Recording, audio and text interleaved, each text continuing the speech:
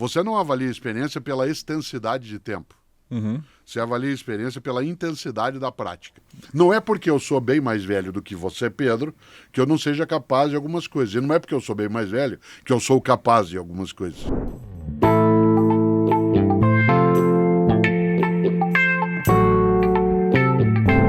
Você sabe que quando eu estava desenvolvendo com você esse podcast, não só a ideia, mas quando eu fui atrás de possíveis patrocinadores, plataformas, pessoas para a gente conseguir o apoio de lançar o podcast, eu tive um feedback meio que assim: um cara de 70 anos, tudo bem, professor Cortella, todos amam, tal. Você, Pedro, quase 40 anos já, né? 40 anos. A gente busca projetos que falem mais com a geração Z. Uma pessoa, inclusive, chegou a me perguntar: você não tem um irmão mais novo, não? Você não teve um filho com 20 anos? Eu sou mais novo. Você não teve um filho com 20 anos? Porque seria mais interessante para o mercado que a gente pudesse se comunicar com essa geração, porque ainda há a impressão de que você precisa ser jovem para falar nas plataformas digitais, você precisa ser jovem para ter um podcast ou para ter mais retorno de investimento sobre aquilo que está no digital, né? E a gente sabe, eu provava, não, mas uma base dos seguidores do meu pai é de jovens, ele tem lá 2 milhões de seguidores no TikTok, né? Sem fazer dancinha. E mesmo assim, ainda existia o que eu posso chamar de preconceito. Como assim uma conversa entre um cara de 70 anos e um de 40 pode ser interessante para as pessoas que são mais novas ou pode ser relevante para um público que a gente busca, né, como pessoas do mercado, das agências, das plataformas, a gente busca algo mais jovem, algo que seja mais fresco, né? Quem sabe um programa de entrevistas em que você traga pessoas jovens aqui para falar, artistas que estão bombando no momento, pessoas que estão aí sendo relevantes para esse público. E isso parte também de uma inabilidade de conversar com essas pessoas, de chegar nessas pessoas mais jovens. Por isso que hoje, né, Pedro, quando se fala em etarismo, e é um conceito novo, embora a ideia, a prática do preconceito em relação à idade, ela seja antiga, né? A utilização do termo ela é nova. E a gente tem que qualificar melhor o termo, porque se usa bastante hoje etarismo como sinônimo de preconceito em relação a pessoas com mais idade. Mas a gente tem que qualificar a ideia como sendo preconceito em relação à idade. E não a idade mais idosa, a idade mais antiga, a idade mais acumulada. Porque, é claro, se eu disser para você assim, eu aos 70, você aos 40. Menino, o que é isso, pô? Você nem saiu ainda da fralda? Ou já está querendo ir na janelinha com a tua idade? Isso é etarismo do mesmo modo. Isto é um desprezo em relação à capacidade da pessoa ou em relação àquilo que ela pensa. É uma desqualificação por conta da idade que ela tem, seja uma idade pequena, seja uma idade mais avançada. Claro que hoje, quando você menciona o teu exemplo, né, você ao falar, poxa, mas aos 40 anos, a gente quer alguém, né, que tenha menos idade. Você não tem um filho aí de 20 anos, não? Você não tem um primo, sei lá, alguém que para trazer um outro Cortella de 20 anos? Isso é mais usual, mais usual, porque a suposição é que a pessoa, à medida que ela vai ficando menos produtiva, isto é, menos presente no mundo da novidade, né, ela vai ficando menos atualizada. Mas é uma questão séria nos tempos atuais, seja porque nós estamos estendendo o tempo de vida, o tempo médio de vida, seja porque isso é um prejuízo. Né? Você já me ouviu falar, e você mesmo já falou, qualquer preconceito, ele, por ser reducionista, né, por ser algo que prejudica a percepção, ele acaba diminuindo, né, a capacidade de lidar com essas questões. Né? Por isso, eu não imaginava que você pudesse ser objeto, né, de um preconceito desse tipo. Mas você sabe que eu vejo muito preconceito com quem tem mais de 40. Acho que quando eu tinha 20, ter mais de 40 era visto como alguém muito mais velho, e agora que eu cheguei aos 40, eu penso, caramba, eu não sou tão velho. Eu ainda estou, talvez, no meu momento mais produtivo do trabalho, assim. E acho que acompanha também com a expectativa de vida. Quando você fez 40 anos, como você se sentia perante ao mercado de trabalho? Então, em relação à minha atividade específica, a minha área, ela acaba valorizando pessoas com mais idade, até certo ponto. Verdade. Na área de educação escolar, na área de pesquisa acadêmica, na área de ciência, uma pessoa ter mais idade dá a ela, inclusive, um caráter de, eu vou usar o termo, senioridade. Né? Você ser um senhor, sênior, né? É algo que tem uma marca, pesquisador sênior, né? Um professor, um scholar sênior, tudo isso tem uma certa valorização, mas até certo ponto. Depois de um certo momento, né, que é a aposentadoria obrigatória, que no mundo da área pública é chamada de compulsória, né, que aos 75 anos você tem que deixar, mesmo que você queira continuar, você às vezes fica como convidado, aí já se imagina que você dobrou, né, não o cabo da boa esperança, mas da ausência de esperança. Né, você passou da linha. Passou da linha. No entanto, aos 40 anos, eu não me sentia como alguém já mais idoso, sentia algo que é bom e você sabe, a minha atividade permite que eu fosse tendo, né, contato com pessoas jovens todo dia, você já me ouviu dizer.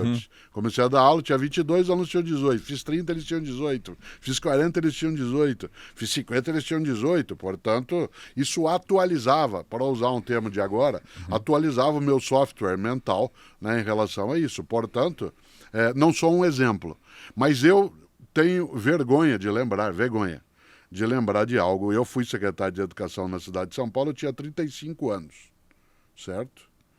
E muito jovem. Muito jovem.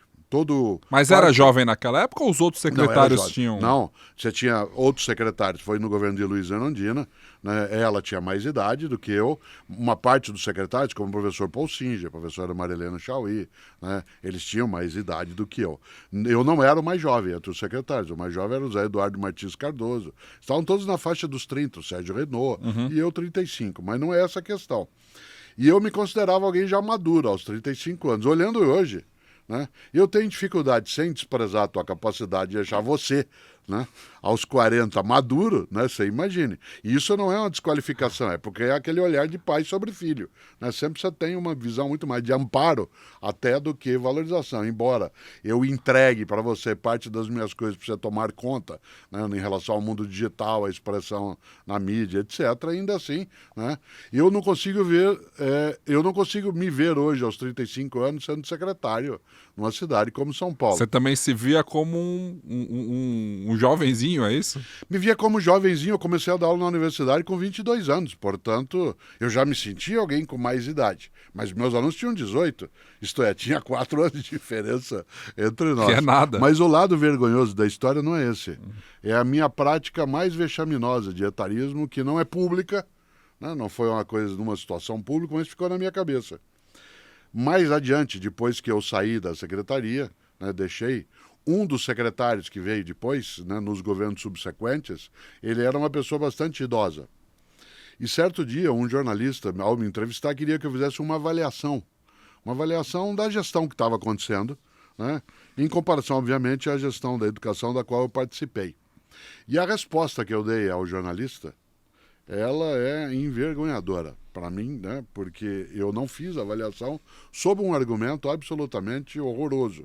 Diz assim, seguinte, eu não posso avaliar porque eu não sou dessa área, né? Eu sou da área de filosofia da educação, eu não sou da área da arqueologia.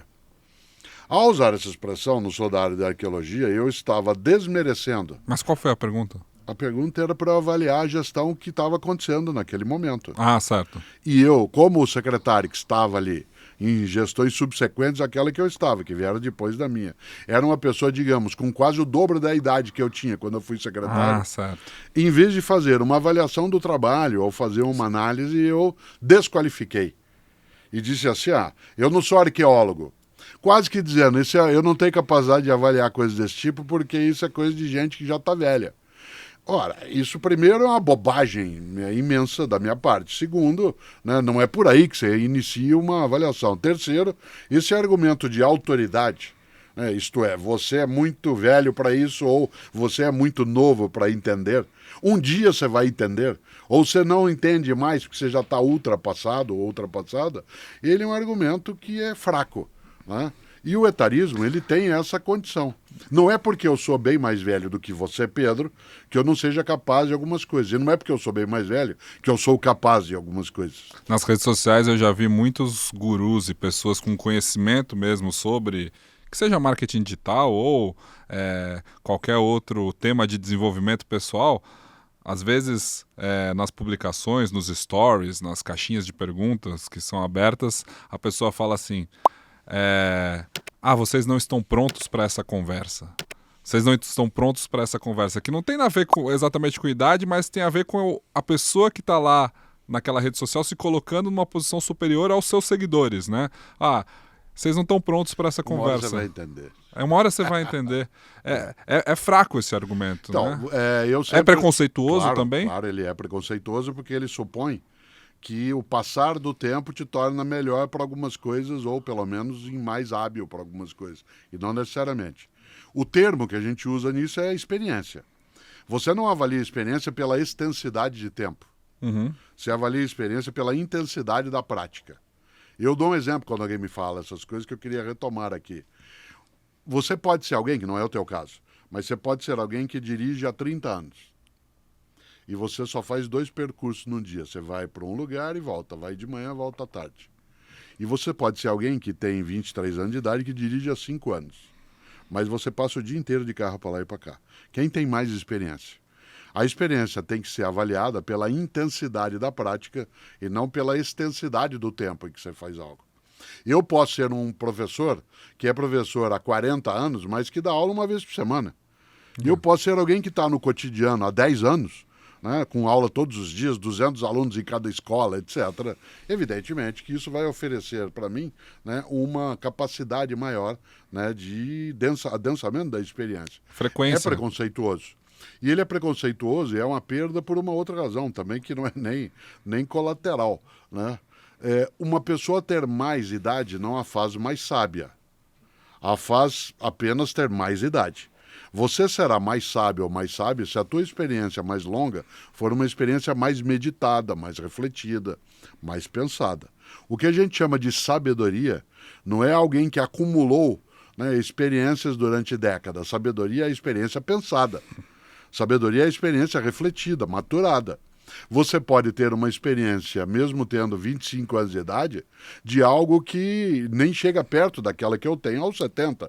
Você pode ser muito melhor do que eu. Para mim, uma pessoa sábia, independentemente da idade, é aquela que eu procuraria o conselho dela. Sim. Né? Procura o conselho. Você pode ter 20 anos de idade, você pode ter 40 ou 70. Se eu procurar teu conselho, significa que eu valorizo não a tua experiência em termos de extensão, mas de intensidade da experiência. E nessa hora, toda vez que o etarismo vem à tona, ele esquece algumas coisas, né? Quando a gente pensa nos grandes feitos, né, nos grandes feitos, a gente sempre imagina que, por conta até das representações, né, da iconografia das pessoas famosas que são muito idosas, né, quando você pensa em Charles Darwin, um dos maiores cientistas da história, o rosto que ficou para nós é aquele britânico enrugado, com a barba branca longa, mas ele tinha 20 anos de idade, quando ele saiu no Beagle, né, no Brig da Marinha Britânica, para aquilo que é hoje parte do Polo Sul, em que ele passou o Estreito de Magalhães e foi até Galápagos, naquilo que é a costa chilena. Ele tinha 20 anos de idade. Aquele que comandava, o Almirante Fitzroy, que comandava, que depois foi um grande cara na área de estudos sobre pressão atmosférica, né? Ele tinha 24 anos quando ele comandava o Brig da Marinha Britânica, certo? A ideia de você pegar, por exemplo, Pedro I do Brasil, né, na nossa fase imperial, ele tinha 22 anos quando ele proclamou a independência. Caramba. E ele não tinha 35 quando ele morreu, certo? O Dom Pedro era mais novo que você quando ele morreu. Sim. Certo? Nesse sentido, você olha e pensa, né? Não é possível, porque existe a imagem também. Jesus de Nazaré, pegando aí o lado histórico, não o lado religioso, pelo que se relata na crença cristã, tinha 33 anos quando ele foi executado. Né? Sim. Nessa hora, a gente esquece, né, um pouco dessas marcas. Quando a gente olha, por exemplo, os presidentes do Brasil, e você pega assim, Deodoro da Fonseca, Floriano Peixoto, todos com muita barba, etc. Mas às vezes quando você vê vídeos dos anos 70 também, anos 80, as pessoas de 30, 35 anos tinham uma cara de velho hoje. Elas pareciam pessoas que hoje têm 50, 60. Acho assim, que nem tanto, acho que mais a é muito vestimenta. impressionante. Tem uns vídeos que circulam, por exemplo, do programa Silvio Santos, e aí você vê as pessoas lá, no programa de namoro do Silvio Santos, por exemplo, a menina tinha 23 anos, o cara 25, parecia que tinha 50. A vestimenta fazia muito a isso. vestimenta, o bigode. Quando você pega os portar, Beatles ou os assim. Rolling Stones nos anos 60, imaginando que os Beatles nasceram em 1960, aos comecinhos. Os Rolling Stones em 62, a banda. Né? As bandas. E que eles usavam paletó, gravata, terno. Isso dava uma envelhecida. Quando você vê a apresentação dos Beatles no show do Ed Sullivan nos Estados Unidos, que é a grande marca, né, da invasão britânica, né, em relação à música, você olha os quatro, você diz assim, esses caras estão com 35, 40 anos. E claro que não. Eles não tinham nem 25 anos de idade. Né? Se a gente imaginar, né, o Paul McCartney ou o John Lennon nasceram no final quase da Segunda Guerra. Né?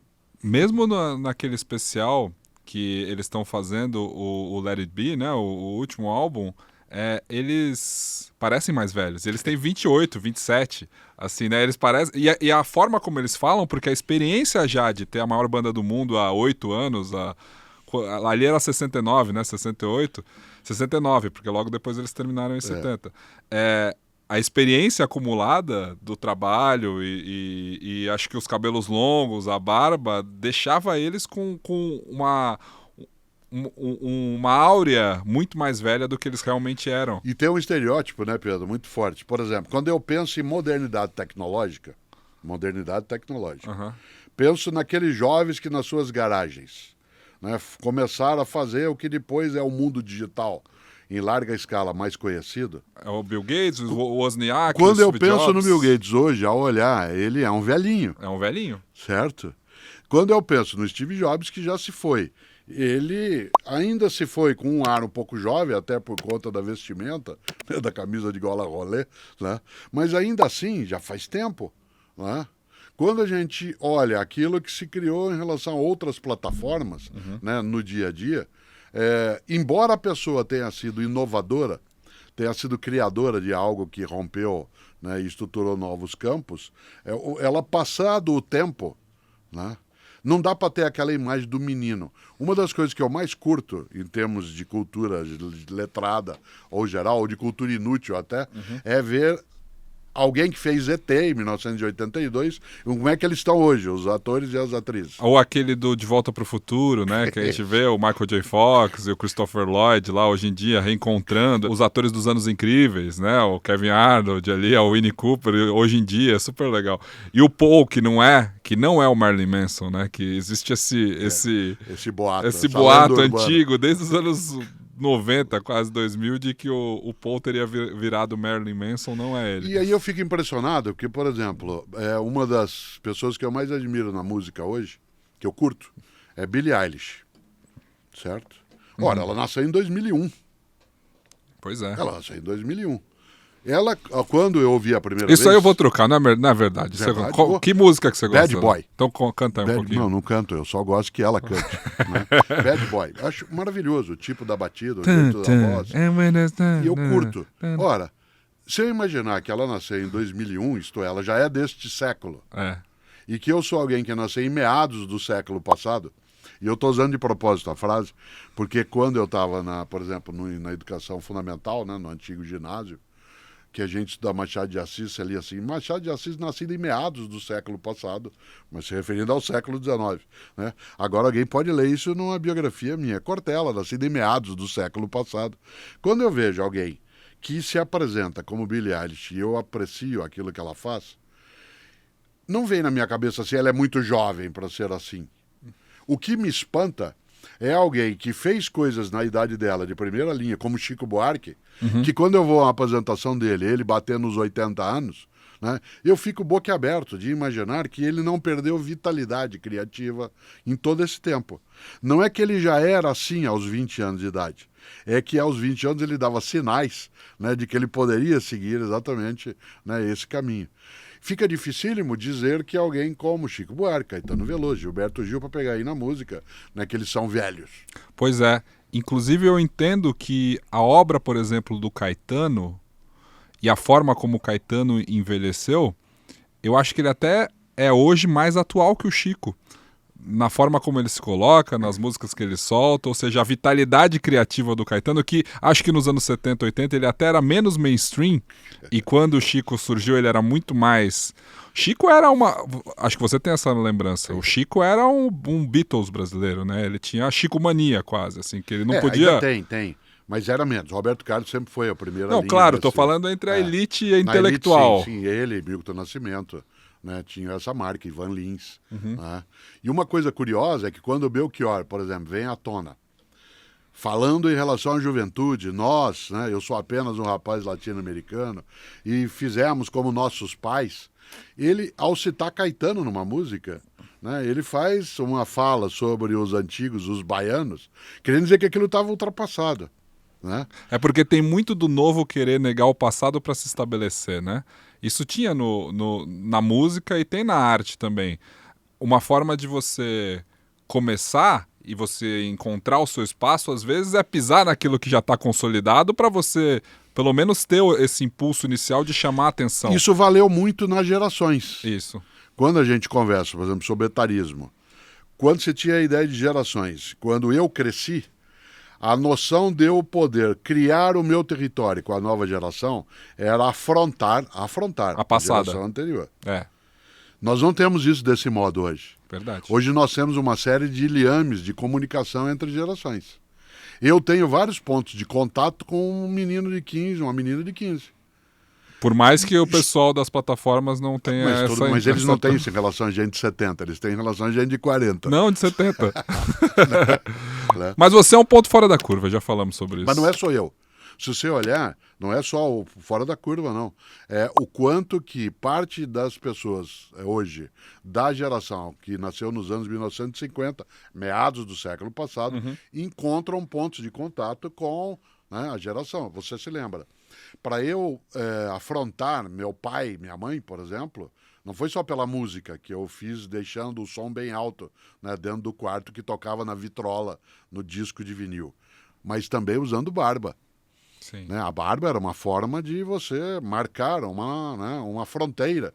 Né? E usar barba era usar mais ou menos como Deodoro da Fonseca, Floriano Peixoto, né? Tiradentes usaram, né, em outros tempos. Pareceria estranho, mas isso que você chama de criar em cima daquilo que está sendo algo que precisará vir, ele é algo que é aceitável e compreensível. Isto é, você descarta um pouco daquilo que já tinha para que você possa semear ali, né, o teu pedaço. Eu não vejo isso do mesmo modo mais. Isto é, embora a gente tenha o etarismo ainda distribuído como forma preconceituosa e tola, ainda assim você tem uma proximidade maior no conjunto das gerações.